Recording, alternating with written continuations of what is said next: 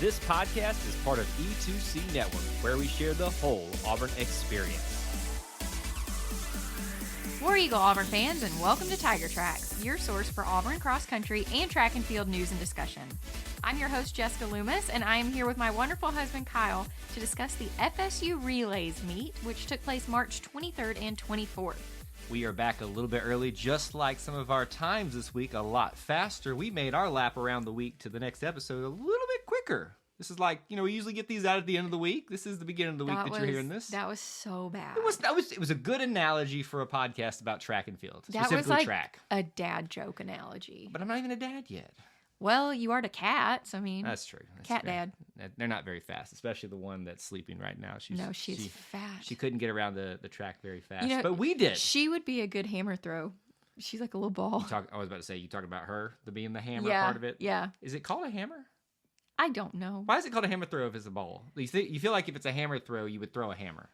Just sling that around and just, Maybe back in the old days they did. They threw hammers? And then somebody got, clipped in the head, and so they quit doing that. Yes, because a giant, heavy ball is much more safe than throwing a hammer. At least it's round. So, track and field, here we are. Here we are. FSU Relays. So, obviously, this was in FSU, so in Tallahassee, Florida. Yeah, it's the place down there. So, yeah, FSU is traditionally, kind of like Arkansas, one of those really big track and field schools. Mm-hmm. It's just one of those. It's a regular event that we go to, if not every year, almost every year. Yes. Especially in outdoor season for specifically, obviously it's called the Relays, the Florida State Relays, but for other events as well.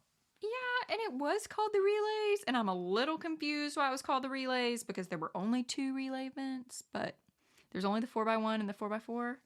So that was odd. It was also a much smaller meet this year at the FSU Relays than it was in the past. And we don't have any reasons that we could find out, right? Yeah. As to why that Nothing. was. I didn't see any bad weather. I have no idea, but it was a pretty small meet with most events having anywhere between 5 and 15 competitors, which is abnormal. This isn't going to be one of those situations where Jessica reads off the 100-meter run and is like, good Lord, look at those numbers. Right. In terms of amount of participants. The positive is that you're going to see a lot of athletes scoring points. Yes. And, getting on the podium, which is what Kyle loves. Yeah. But we also see a lot of personal records, which is what I love. The boring stuff. So I'm not kidding. It was worth going. It was a wonderful meet for Auburn. I just need to throw it out there that it was a smaller meet. Yeah, and listen, we're early in the season too. So yes. And the next meet that they go to is a huge meet. So another relay event. We'll mention that at the end of the show, though. Yeah. So Kyle, why don't you hit us off with some highlights? And in my opinion, the biggest highlight is right at the front. Yep, Dontavius Hill. Now, remember, we talked about how and I think he even said this in his own words, somewhat of a disappointing end to indoor season for himself, but he has just come out on a tear to start off. Absolutely killed it. Outdoor season. So here, starting off our highlights, Dontavius Hill got the nation's highest min jump mark for outdoor. What's a min jump mark? Men's high jump? Did I not say that? No, you said min jump mark. Well, just roll with it. It happens. Men's high jump mark of the season thus far. His jump was 2.24 meters and also a personal best, and also got him the gold medal at this particular event. So just as a reminder, for his outdoor finale at the championships, he jumped 2.13 meters, which is nothing to scoff at. That's a great jump. Right. 2.24 meters here. His previous personal best was 2.23 meters. So really, really excited for him. On a tear to start off this season. That's going to be exciting to see what he can do the rest of the season. Another big name we're used to talking about in this particular area of huge success, Maddie Malone gets her first appearance of outdoor season, at least in the hammer throw, and she won that, and then Eric Ebel also won the men's side of the hammer throw too.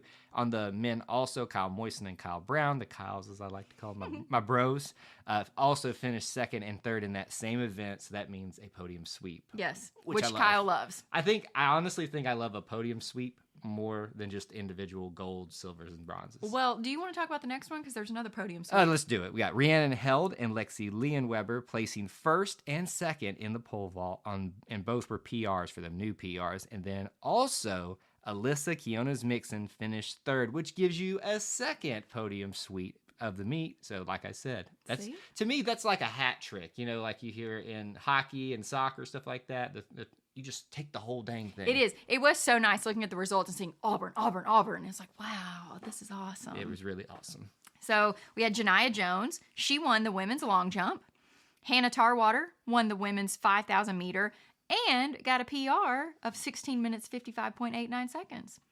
Azim Fahimi and Shiante Klinkscale, they both won their 100 meter dash races. Shiante earned a new PR also with a time of 11.33 seconds. Yeah, and of course, you've got to talk about this one here. The 400 meter was another sweep. Yes. So we had Ashante Harvey, Ariana Sharp, and Amira Sharp placing first, second, and third in the 400 meter. I can't take all the podium sweeps. Thank you. Like, that's not fair. Thank you. Everybody else needs to celebrate podium sweeps with me. And lastly, for our highlights, Louis O'Loughlin won the 800 meters. So what you've heard in these highlights is a lot of golds, podium sweeps, and kind of what we said at the beginning. Just keep in mind about this particular event, maybe it was a little bit smaller, and just based on our assumptions, somewhat informed, maybe it could be a little bit more informed, but what we can gather, maybe the competition level was a little bit lower, but it's still early in the season. However, doesn't take away. Even if it was lower, there were so many PRs. Yes. Which proves why I love track and field. You don't need heavy competition to get a PR. Yes. You, on your own, with your own mental and physical strength, can get a PR, regardless of your competition. Do you see what I mean? Like, if you go out and play basketball by yourself, you can't score the highest number of free throws because you're not playing a full game by yourself. But you can run one race with and in the 800 meter, they're still going to run it if there's one athlete, and you can still get a PR no matter what. I'm still trying to process that basketball analogy she threw out there to see if she was right, but you can't score the most free throws if you don't got a whole basketball team out there. You could if you were the only one out there to play. There is a scenario where everybody else fouls out and you're the only one left to play. There's actually been games. But what I'm saying, you have to start with 5. Sure. Okay. Do you see what I'm saying? I'm digging holes in your logic right now. That's all I'm trying to do. This is not Swiss cheese. I am Munster. What? Start with just go. That would just happen right now. Okay, now we're going to go through all of the highlights here as quickly as we can, mentioning a few of these highlights that we already mentioned, but we're going to go through the whole list here. We'll start on the men's side of competition. The men's 100 meter dash, Azim Fahimi. First overall, as we mentioned, out of 10 competitors, 10.32 was his time on that run. Next up, the men's 110 meter hurdles, Trey Reynolds finished 7th out of 7. 14.71 seconds was his time, which was his best time of the season thus far. Absolutely. For the men's 800 meter, we had Louis O'Loughlin, like we said, placing first out of 12 competitors with a time of 1 minute 50.9 seconds. Then we had Rex Green placing 5th in 1 minute 53 seconds, and Davis Plowden placing 8th in 1 minute 53.4 seconds. All three of those guys are very close together, especially Rex and Davis on the back end, only separated by 0.4. Yeah, that's crazy. For the men's 1500, this was a really big event. 17 competitors. So everybody settle down now. Calm down now. So we had Dustin Lewis placing 4th with a time of 3 minutes 53.6 seconds. Hayden Judge placing 5th in 3 minutes 53.9 seconds. And Benson Adkins placing 16th in 4 minutes 10.4 seconds. You have to take the next one. I mean, it's relays. The 4x4. Of course, the relay, my favorite event. Your men's 4x400 team, they placed first out of 5 teams with a relay time of 3 minutes 11.7 seconds, which is almost 4 seconds faster than the last time they ran this relay last meet. So the relay team was made up of Luke Roberts, Matthew Rainier, Motalel Mpoke, and John Stevens. So if you think about this, Kyle, 4 seconds, that's a second per athlete, technically, which could be like a handoff. That's why I always say handoffs win relays. Yeah, it's why it's such an important and intricate event, because there's more than just running going on here. Absolutely. Timing, obviously precision with hand-eye coordination, all of that stuff is going on in this particular event. Let's break into some throwing events. We'll start with the men's discus. We got 3 people to talk about here. Matthew Ruff finished 7th out of 14 with a throw of 49.16 meters. Ethan Richter, 8th overall, 48.81 meters. John Murray, 10th overall, 46.07 meters. All of those throws were their best throws of the season. It is so interesting that all of them did better than the meet before. Right. And so I think that's a good thing to bring up again with what you mentioned. Even though we're assuming this meet was smaller, maybe just less competition, you still see them improving individually. That's my point. That's why track and field is awesome. It is a pretty awesome sport. I do a podcast with you about it, so I guess I've learned to appreciate it. The other throwing event I'm going to mention here, the men's hammer throw. A lot of these people we've already mentioned, but we'll run through it again for the whole thing. Eric Ebel won it out of 10 competitors, 67.10 meters. Kyle Moisen second, 65.99 meters. Kyle Brown third, sweeping the podium, 64.42 meters. And then we also had John Leonard, finished 8th out of those 10 with a throw of 50.51 meters. For the men's high jump, like we talked about, Dontavius Hill with that nation's best mark so far, placing first with a jump of 2.24 meters. TJ Funchess placing 4th in 2.07 meters, which is also an improvement for him as well from last meet. Alex Spyridonidis placing 5th in 2.02 meters, and Matthew Kless placing 6th in 1.97 meters. What I don't want to be lost here is obviously Dontavius is bomb. He's just awesome. Right. But TJ, he'll jump up there and win a high jump meet too. And so you can see he's, finished 4th overall here. But as you already pointed out, he improved too. So if these two guys continue to improve together, and we could be pretty dominant at the high jump by the end of the season. For the men's javelin, we only had one competitor. We had John Murray placing 3rd out of 3 athletes with a throw of 56.48 meters. Moving on to some jumping events. The men's long jump, Michael May, 8th out of 15, 6.86 meters. David Edmondson, 10th out of 15, 6.79 meters. Men's pole vault, Matthew Asplin finished 1st out of 2, just 2 competitors. I mean, wow. 4.90 meters was his pole vault mark. For the men's shot put, we had Ethan Richter placing 3rd out of 9 competitors with a throw of 17.30 meters. Grant Griffin placing 4th in 17.29 meters. And Matthew Ruff placing 5th with a throw of 17.14 meters. That's better for all those athletes as well. One thing I will point out here as we move into the women's thing, today as we're recording this, they came out with the rankings for track and field. The men are not currently ranked in the top 25, but the ladies, as we're transitioning to them, are ranked inside the top 10, I believe, number 9 overall. That's very exciting. When you got names like Maddie Malone, Mara Hewalt, and others thrown in there, you're going to rank pretty high. It is. Well, and then you've got the Sharp sisters. Ashanti Harvey. I mean, it's, yes, we are really point heavy in our field events, but the track stars are coming up too. Well, that's the reason you're able to see them ranked so high, is because it's not just one area of the track and field team doing well. The others are meeting them in some degree. And I think that's where a lot of teams fall short, because you might have a school with a really good throwing coach or a really good jumping coach. Yep. But here at Auburn, we have a lot of good coaches in all the different aspects, and it's really showing this year in everything that they're doing. Yep. So let's start with the women. I'll start off with the women's 100 meter. Like I said before, we had Shantae Clinkscale placing 1st out of 15 competitors in that 100 meter with her fastest time of the outdoor season of 11.33 seconds. Then we had Nia Benton Andrews placing 6th with her fastest of the season as well in 11.79 seconds. The women's 100 meter hurdles, Ashanti Harvey, 9th out of 12, 14.21 seconds. That is her fastest time of the year thus far. Followed up by Esther Diza Imbelolo, 12th out of 12, 14.95 was her time. Women's 200 meter, Nia Benton Andrews again, 3rd out of 20 competitors there. Her best time of the year, 23.94 seconds. For the women's 400 meter, we had 5 competitors from Auburn out of 8 athletes. So our probability of scoring high is really good. I would hope so. Also, can we just call them the A squad? Because they are A+ in my heart. Or just the Sharp squad. Everybody, no, we've got Miss Harvey and Miss Okpan.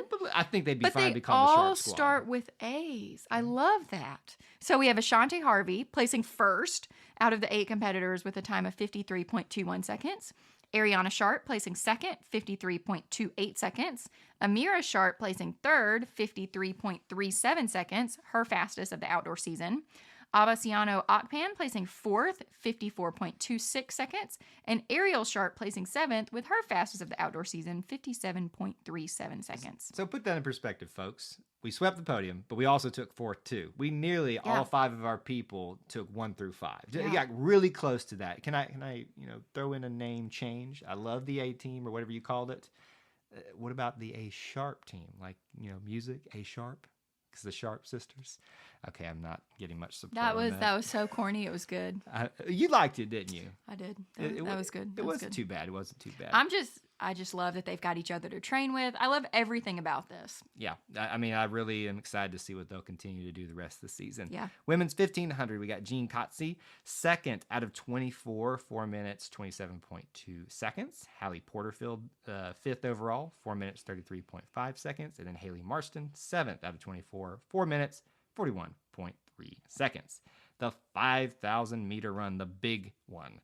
Hannah Tarwater ran this one and won it. First overall out of 14 competitors, 16 minutes, 55.9 seconds. And then Hannah Thuss, not too far behind, in fourth, 17 minutes, 26.0 seconds. Their first time competing in that this season.